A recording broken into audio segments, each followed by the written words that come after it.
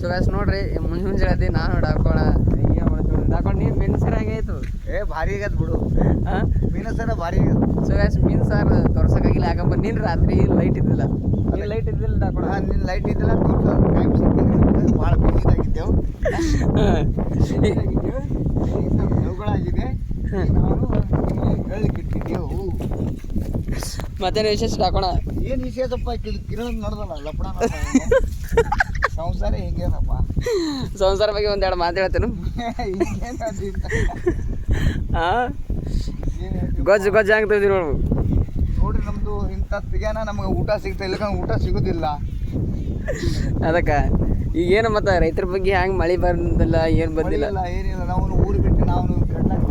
ಬೇರೆ ಊರಿಗೆ ನಡೆದಿದ್ದೇವ್ರಿ ಎಲ್ಲ ಪರಿಸ್ಥಿತಿ ನಮ್ದು ಗಂಭೀರ ಅದ ನಾವು ಪೂಜಾರಿ ಬೇರೆ ಊರಿಗೆ ಹೋಗಿ ಎಲ್ರಿ ಕೆಲಸ ಮಾಡಿದ್ರೆ ಬಾಡಿಗೆ ಸಿಗ್ತಾ ಊಟ ಇಲ್ಲಕಂದ್ರೆ ಸಿಗೋದಿಲ್ಲ ನೋಡ್ರಿ ಗ್ಯಾಸ್ ಈ ಥರ ಡಾಕೋಣ ಏನಪ್ಪ ಅಂದ್ರೆ ಭಾಳ ನೊಂದು ಬಿಟ್ಟನ ಈಗ ಅವ್ನ ಹೊಲ 8 ಎಕರೆ ಹೊಲದ